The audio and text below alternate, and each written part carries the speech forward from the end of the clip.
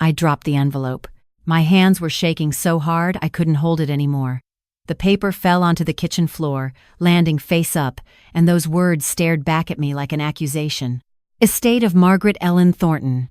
Total assets transferred. $31 million. $31 million. I read it again.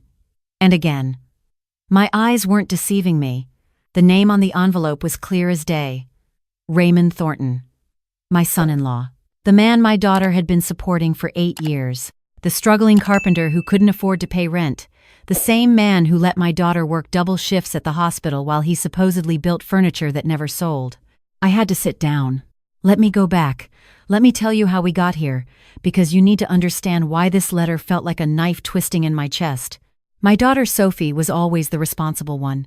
From the time she was a little girl growing up in Milwaukee, she had her life planned out. Good grades, nursing school, stable career. She watched her father and me struggle financially her whole childhood, and she swore she'd never live paycheck to paycheck like we did. And she didn't. By 32, Sophie was a registered nurse at one of the best hospitals in Chicago. She had a nice apartment, a retirement fund started, and a life that made me proud every single day.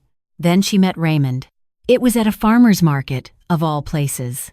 He was selling handmade wooden cutting boards and small furniture pieces. Sophie told me later that she bought a cutting board she didn't need just to talk to him longer. "Mom, you should see his work," she said on the phone that night. "He's so talented. And he's kind, really kind." He asked me about my day like he actually wanted to know. I remember feeling happy for her. Sophie hadn't dated much. She was so focused on her career that romance always took a back seat. So when she called me, excited about this man she'd met, I thought maybe this was good for her. The first time I met Raymond was 3 months later. Sophie brought him home for Thanksgiving. I still lived in the same small house in Milwaukee where I raised her and her brother. The house that needed a new roof I couldn't afford, with the drafty windows I'd learned to live with. Raymond walked in with flowers for me and a bottle of wine. He was handsome in a rugged way, with calloused hands and an easy smile. He complimented my cooking, helped with the dishes without being asked, and spent an hour looking at old family photos with genuine interest. "Your daughter is the most amazing woman I've ever met," he told me that night, while Sophie was in the other room. "I don't know what I did to deserve her. I liked him. I really did. But I noticed things. Small things. When the check came at the restaurant the next day, Sophie paid. When they talked about going to a concert, Sophie mentioned she'd already bought the tickets. When Raymond's truck needed repairs, Sophie said she'd help him out until his business picked up. "It's just temporary," Sophie assured me when I asked about it. "He's building his client base. Handmade furniture takes time to gain traction. Once people discover his work, he'll be doing great." I wanted to believe her. I remembered what it was like to struggle, to have big dreams and no money to chase them. My late husband Earl worked construction for 30 years before his back gave out. We knew what it meant to have more month than money, so I kept my concerns to myself. A year later, Sophie called to tell me they were moving in together, into her apartment, of course, since Raymond was still renting a small workshop space that doubled as his living quarters. "It just makes sense, Mom. He can save money on rent, put more into his business, and honestly, I like having him around." "How long?" That's what I wanted to ask. How long will you be paying for everything while he chases this dream? But I didn't. Because Sophie was happy, and after everything she'd been through, watching her father get sick, nursing him through his final months, burying him 3 years ago, didn't she deserve some happiness? 2 years passed. Then 3. Raymond's furniture business remained what he called a work in progress. Sophie picked up extra shifts. She stopped talking about the vacation to Italy she'd always wanted. She traded her reliable car for a cheaper one when his truck finally died and they needed something that worked. "It's fine, Mom," she said every time I carefully broached the subject. "I believe in him. That's what partners do." My friends started asking questions.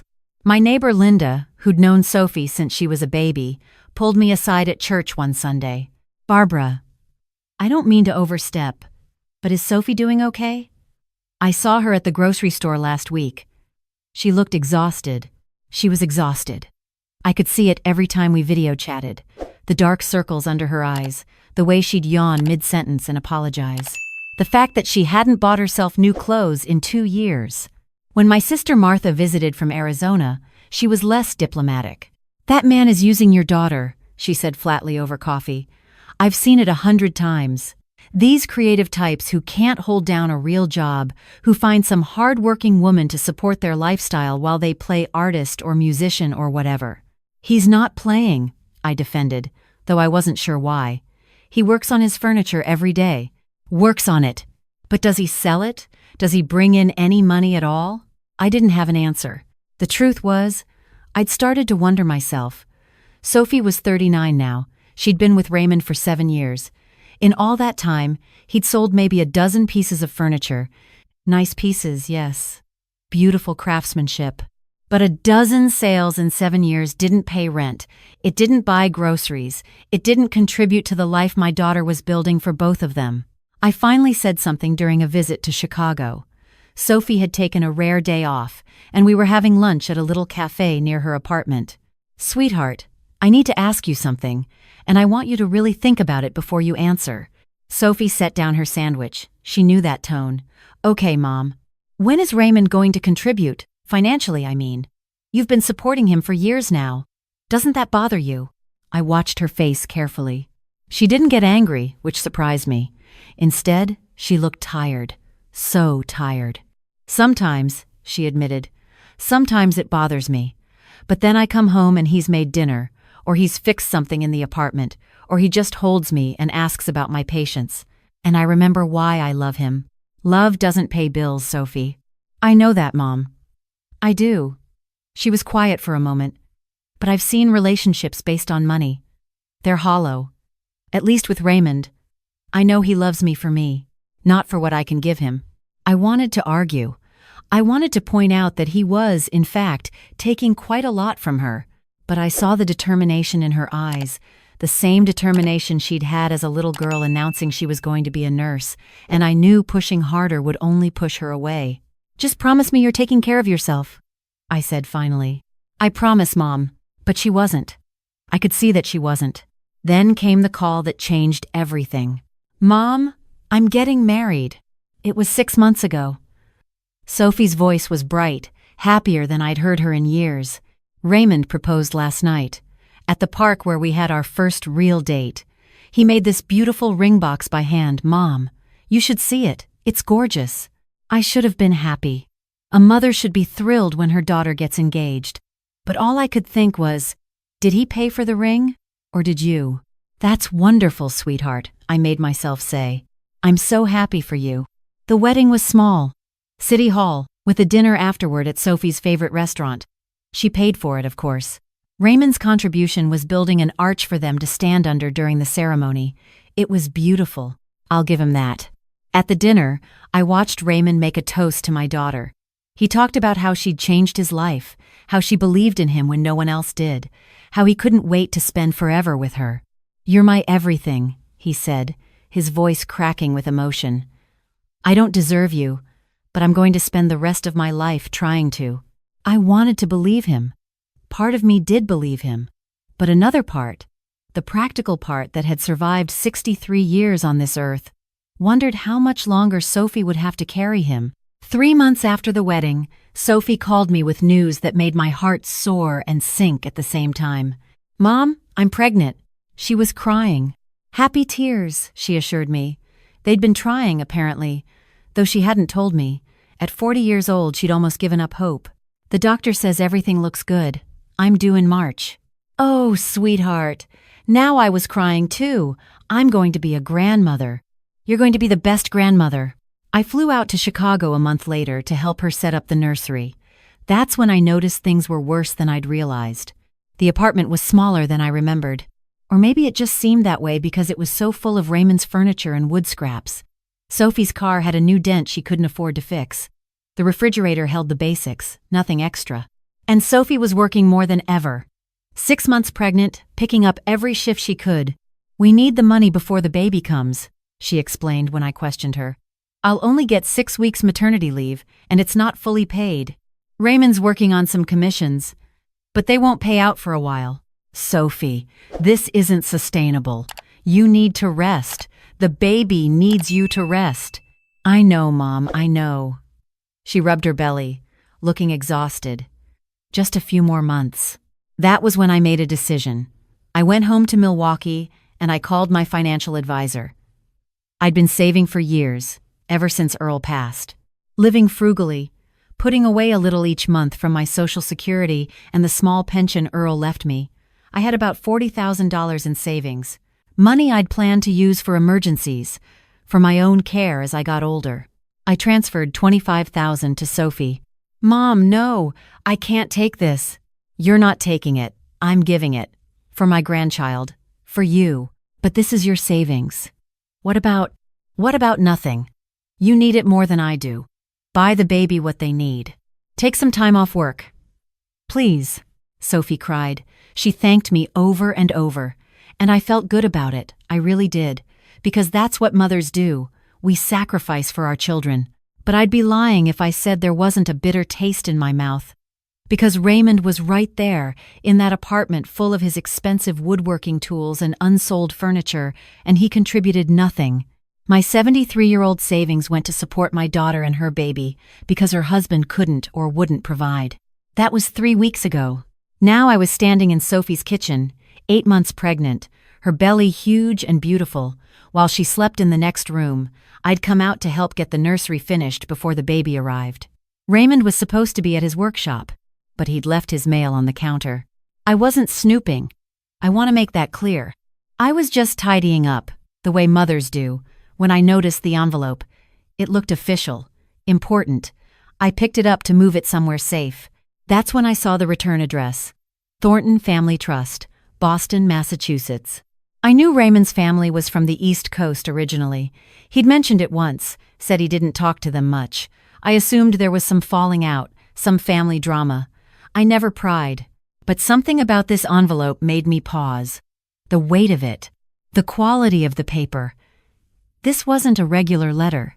I should have put it down. I should have minded my own business. But I thought about my $25,000. I thought about Sophie working double shifts while pregnant. I thought about all the sacrifices my daughter had made for this man. I opened it. What I found inside made me feel like the floor had dropped out from under me. It was a statement. A quarterly report from something called the Thornton Family Trust. Pages and pages of numbers, investments, property holdings. And at the bottom, in clear black print, total assets transferred to Raymond Marcus Thornton upon death of Margaret Ellen Thornton, $31 million. $31 million. The envelope slipped from my hands. I stood there, unable to move. My mind was racing, trying to make sense of what I'd just seen. Raymond was a millionaire? Raymond, who couldn't pay for groceries? Raymond, who watched my daughter work herself to exhaustion? Raymond, who let me, a 63-year-old woman on a fixed income, give away most of my savings? He had $31 million. Barbara? I spun around. Raymond was standing in the doorway of the kitchen. He must have come back for something.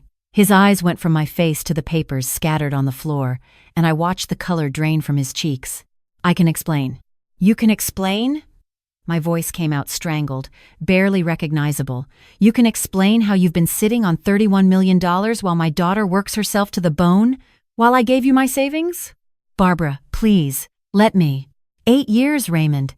8 years she supported you. She skipped vacations. She drove a car with a dent because she couldn't afford repairs. She took extra shifts while pregnant because she was worried about money. And you had millions? Raymond's face crumpled. He actually looked like he might cry. But I was beyond caring about his feelings. Does she know? Does Sophie know about this? No. His voice was barely a whisper. No one knows. How is that possible? You've been married for 6 months. This kind of money, these trust documents, how does your wife not know? He slumped against the doorframe. For a long moment, he didn't say anything. Then, slowly, he walked to the kitchen table and sat down. He looked broken, defeated. Part of me was glad. "My grandmother died 14 months ago," he said finally. "She was the last person in my family who—" He stopped, swallowed hard. "She was the only one who ever loved me for me." What does that have to do with anything? Everything. It has to do with everything. He looked up at me, and I was startled to see tears on his face. "Can I tell you a story, Barbara? Please. You can hate me afterward, But please let me explain. I didn't sit down. I didn't trust myself that close to him, but I didn't leave either. Talk. He took a shaky breath. I grew up rich. Old money rich, the kind where you have trust funds and summer houses and everyone knows your family name. My parents sent me to the best schools, bought me the best clothes, introduced me to the right people. From the outside, we looked like the perfect family. I don't see how this is relevant. It's relevant because of what that money cost me. His voice hardened. My father was a monster, Barbara. He never hit us, but he didn't need to. He controlled everything with money. Do what he said, you got rewarded. Step out of line, you got cut off. My mother, my sister, everyone in that family learned to perform, to be whoever he needed us to be in exchange for staying in his good graces. I stayed silent, waiting. When I was 25, I got engaged. Her name was Victoria, beautiful, smart, from another wealthy family. My father approved, which should have been my first warning. He laughed bitterly. We were together for 3 years. I thought she loved me. I really did. What happened? She was embezzling from my family's company, had been the whole time we were together. When she got caught, she tried to blame me, said I was in on it. My father believed her over me. Or maybe he didn't believe her, but she was more useful to him. I don't know. He always did like her better. Raymond rubbed his face with both hands. I lost everything in 1 week. My job, my fiancé, my family. My father cut me off completely, said I was dead to him. My mother and sister went along with it because they were too afraid to do otherwise. So you came to Chicago with nothing. I came to Chicago because I wanted to disappear. I wanted to be no one from nowhere, to find out who I was without the money and the name and all the expectations. I started making furniture because I'd always loved working with my hands, and it was the one thing I could do that had nothing to do with my family. And then you met Sophie. And then I met Sophie. His voice softened. The first time we talked, she asked me about my work. Not my family, not my background, not what I could do for her, just my work. She was genuinely interested. She saw me, Barbara. Not the Thornton name, not the money, just me. So you lied to her. I didn't lie. I just didn't tell her about a past I was trying to escape. By the time things got serious, I'd been estranged from my family for years. I had nothing. I was nothing. And Sophie loved me anyway. I felt my anger wavering, just slightly. But your grandmother, the inheritance. My grandmother was different. She was the only one who stayed in contact after my father cut me off. She never believed Victoria's lies.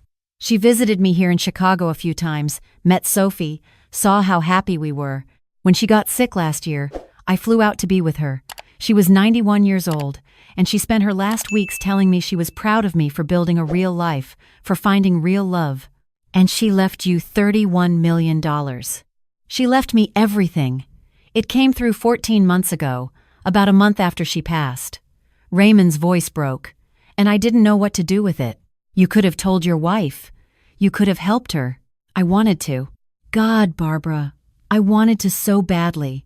Every time I saw Sophie come home exhausted, every time she picked up an extra shift, every time she worried about money, I wanted to tell her. He was crying openly now. But I was terrified. Of what? Of losing her the way I lost everyone else. He looked at me, his eyes raw and desperate. My whole life, money has ruined every relationship I've ever had. My family only loved me conditionally. Victoria only wanted what she could take from me. I finally found someone who loved me when I had nothing, who proved her love through 7 years of hard times. How could I risk destroying that? By lying to her, you're destroying it anyway. I know that now. He buried his face in his hands. I kept telling myself I'd tell her when the time was right, when I was sure, after the wedding, after the pregnancy, after the baby. There was always a reason to wait. And my money? The $25,000 I gave you? He flinched like I'd hit him. That's in a separate account. Every penny. I was planning to give it back to you, to add to it, to help you in your retirement. I was going to do it anonymously so you wouldn't know where it came from. I know that sounds insane, but I couldn't figure out how to explain without explaining everything. I stared at him. This man I'd quietly resented for years. This man I'd accused in my heart of using my daughter. He was crying at my kitchen table, confessing to a secret that had clearly been eating him alive. I didn't know what to feel. "You have to tell her," I finally said. "Today. Right now." "I know. She deserves the truth, Raymond. After everything she's given you, everything she's sacrificed, she deserves to know who she actually married." "I know." He wiped his face, took a steadying breath. Will you be there when I tell her? In case she needs you?" I considered refusing. This was his mess, his confession to make. But Sophie was 8 months pregnant. Whatever happened next, she shouldn't be alone. "I'll be there." We found Sophie in the nursery, sorting through the tiny clothes I'd brought as gifts. She looked up when we walked in, and her smile faded when she saw our faces. "Mom? Ray? What's wrong? Is something wrong with the baby?" "The baby's fine," I said quickly. "But Raymond has something he needs to tell you." I watched my daughter's face as her husband told her the truth. I saw her confusion, then disbelief, then something that looked like betrayal. She was quiet through most of it, one hand resting on her belly, her expression unreadable. When Raymond finished, silence filled the room. It stretched for what felt like hours. Finally, Sophie spoke. "Show me." "What?" "The documents, the trust papers. Show me." Raymond retrieved the envelope from the kitchen. Sophie read through every page, slowly, carefully. I watched her face, trying to gauge what she was thinking. $31 million, she said flatly. "And I've been eating ramen to save money." "Sophie, I picked up extra shifts while pregnant, Raymond. I worried about how we'd afford diapers. I took money from my retired mother." Her voice was rising now, the calm facade cracking. "And you had $31 million? I was afraid." "Afraid of what? Afraid I'd suddenly stop loving you because you weren't broke? Afraid I'd turn into some gold digger who was only with you for your money?" "Yes." Raymond's anguish was raw and visible. "That's exactly what I was afraid of. Because that's what happened with everyone else. My whole life, Sophie, money has been a weapon people used against me or a prize they wanted from me. You were the first person who ever just wanted me. So you decided to test me? For 8 years? It wasn't a test. It was... I don't know what it was. I was broken, Sophie. I'm still broken. And I know that's not an excuse, but it's the truth." Sophie stood up abruptly and walked to the window. She stared out at the Chicago skyline, her back to us, her shoulders rigid. "I need time to think," she said finally. "Mom, can you give us a minute?" "Of course, sweetheart." I left the room, but I didn't go far. I stood in the hallway, close enough to help if Sophie needed me, far enough to give them privacy. I couldn't hear their words, but I heard the tone, angry, then pleading, then soft, then crying, both of them crying. An hour passed. Maybe more. I sat on the couch and waited. Finally, Sophie emerged from the nursery. Her eyes were red, her face puffy, but there was something settled in her expression, something that looked like resolution. "Mom, can we talk? Just you and me?" We went to her bedroom. She sat on the bed, and I sat beside her, the way I used to when she was little and had a nightmare. "I'm so angry," she said. "I'm angrier than I've ever been in my life. He watched me struggle. He let you give us your savings. He sat on $31 million while I worked myself into the ground. You have every right to be angry. But I also..." She stopped, pressed her hands to her face. "I also understand, Mom. Isn't that crazy? After everything he just told me about his family, about Victoria, about how money destroyed every relationship he ever had, I understand why he was terrified. Understanding isn't the same as forgiving. No, it's not. And I don't know if I can forgive him. Not yet. Maybe not ever." She looked at me, her eyes swimming. "But I love him, Mom. Even now, even after this, I love him. And we have a baby coming in a month. I have to figure out what that means." "What are you going to do?" "We talked about it. He wanted to give everything to charity, to prove he doesn't care about the money. I told him that was stupid, that it wouldn't change what happened. And honestly, we could use it. For the baby, for you, for our future. For me? Mom, you gave us your savings. Your retirement money. We're paying that back immediately, plus enough to make sure you never have to worry about money again. That's not negotiable." I started to protest, but Sophie held up her hand. "And there's more. He has to tell everyone the truth. His family, our friends, everyone. No more secrets, no more hiding. If I'm going to try to move past this, I need to know that I'm married to someone who can be honest, even when it's hard." That sounds reasonable. It's not going to be easy. I'm not going to wake up tomorrow and suddenly be okay with this. We're probably going to need counseling. Lots of counseling. She laughed, but it was hollow. "But I meant my vows, Mom. For better or worse. I just didn't expect worse to be $31 million of deception." She leaned against me, and I put my arm around her, the way I'd done 1,000 times before. "I'm proud of you," I said quietly. "For what? For being married to a secret millionaire? For handling this with grace, for being angry and hurt and still being willing to hear him out, for knowing your own heart well enough to know what you want to do next." "I'm terrified, Mom. What if I'm making a mistake?" "Then you'll handle that too. You always have." That was 2 weeks ago.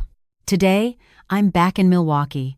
Sophie calls me every day, sometimes twice. She and Raymond are in therapy together, working through 8 years of secrets and the complicated feelings that come with them. My savings came back to me, along with enough extra that I'll never worry about money again, Sophie insisted. Raymond insisted too, though I'm still not sure how I feel about accepting anything from him. The baby is due in 3 weeks. Sophie has stopped working, finally, and is resting like she should have been all along. Raymond sold his workshop and moved his tools into a proper studio space. He's still making furniture, still pursuing his craft, but now without the pretense of being a struggling artist. Do I forgive him? I don't know. Part of me understands the fear that drove his choices. I've seen what money can do to people, how it can twist love into something transactional. But another part of me remembers every tired voice message from Sophie, every extra shift she picked up, every sacrifice she made while her husband sat on a fortune. What I do know is that Sophie has chosen to try. She's chosen to fight for her marriage, to give Raymond a chance to prove that he can be honest from now on. And as her mother, my job is to support her in that choice, even if I have doubts. Because that's what family does. We show up. We forgive when we can, and we hold space when we can't. We love our children even when they make choices we don't understand, and we trust them to know their own hearts. Raymond and Sophie's story isn't finished yet. They're still figuring out how to rebuild trust, how to move forward with $31 million and 8 years of deception between them. But they're doing it together. And in a few weeks, I'll be holding my grandchild, a baby who will never know that their father was a secret millionaire, who will only know that their parents loved each other enough to work through the hardest thing they've ever faced. Maybe that's the real inheritance. Not the money, but the lesson. That love isn't about what you have, it's about who you choose to be. If you've made it this far, thank you for listening to my story. I know some of you will think Sophie should have left him. I know some of you will think Raymond's fears were justified. That's the thing about family stories. There's never a clear right or wrong, just people doing their best with the hearts they've been given. Like and follow if you want to hear what happens next. And maybe, when you get off this video, call someone you love. Tell them the truth about something you've been hiding. You might be surprised what happens when you do. I'll see you in the next one.